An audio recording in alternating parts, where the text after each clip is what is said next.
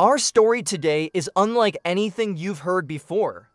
A crime so strange that it was originally closed in 1922, only to be reopened in 2007, one of the most puzzling and mysterious crimes in Germany's history.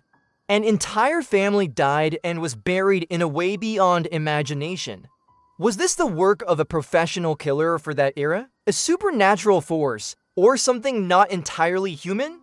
Welcome to Beyond the Shadows, where forgotten places, strange stories, and eerie mysteries come to light. Join us as we step into the unknown, one shadow at a time. In a farm north of Munich in a semi-isolated area, the Gruber family, Andreas, his wife Cecilia, their daughter Victoria, and her two children, lived quietly and normally until the winter of 1921 when strange things began happening at the farm. It started with their live-in maid, who was often alone in the house while the family worked outside. One day, she heard scratching sounds coming from inside the walls. When she investigated, she realized the sound was coming from within the wall itself, not someone walking around making noise. She followed the sound but found no one, yet the sounds continued. Then she began hearing footsteps and speech in classical Arabic coming from the attic.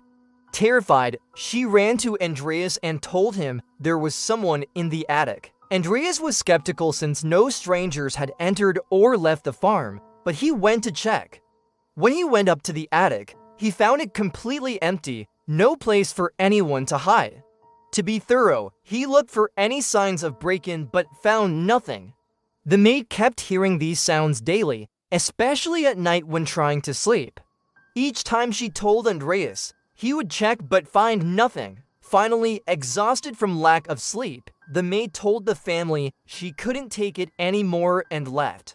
This made Andreas suspicious. Why would their longtime maid suddenly quit? He set up recording devices to investigate. When he listened to the recordings, he indeed heard footsteps in the attic.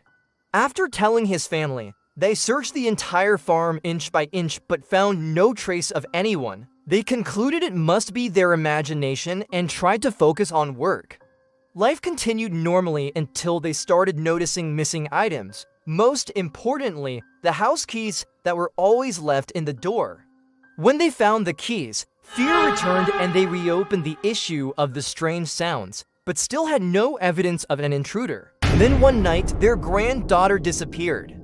They searched frantically, screaming her name through the forest until they found her. When they asked how she got there, she said, "I don't know anything.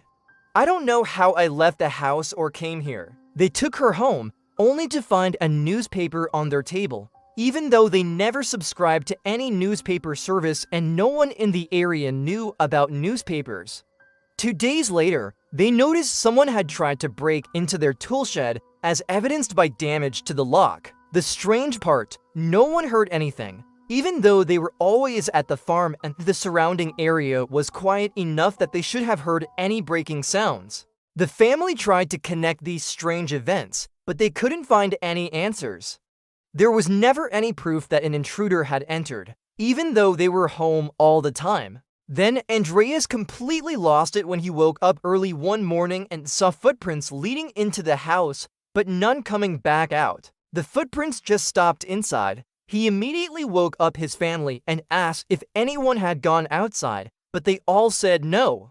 No one had left since the day before. He followed the footprints into the forest, where they suddenly vanished.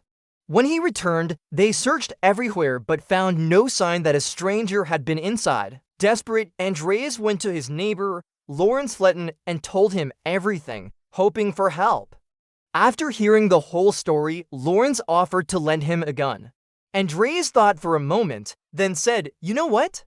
Forget everything I just told you. Maybe I'm just tired from all the work. Let's pretend this never happened." 2 days later, they hired a new maid to help with the farm. On March 31st, 1922, she arrived and started working. For days later, a repairman they had scheduled came to the farm. He knocked loudly on the outer gate, but no one answered even though he could hear the dog barking and see all the lights on inside. He assumed they were busy or had stepped out for a moment, so he went in to do his repairs. When he finished, he noticed the dog was now tied up outside. He knocked on the house door, again still no answer. Finding this strange, he decided to tell the neighbors. Lawrence immediately remembered Andreas's story and went to check on them.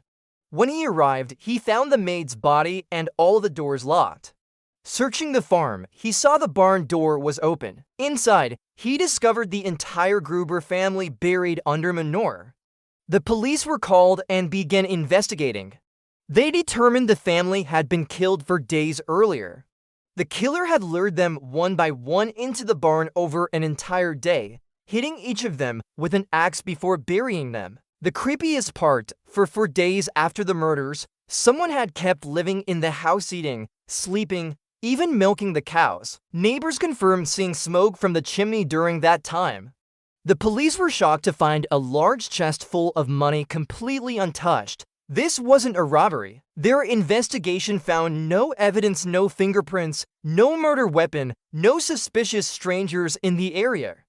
They briefly suspected the neighbor, Lawrence, but his alibi checked out.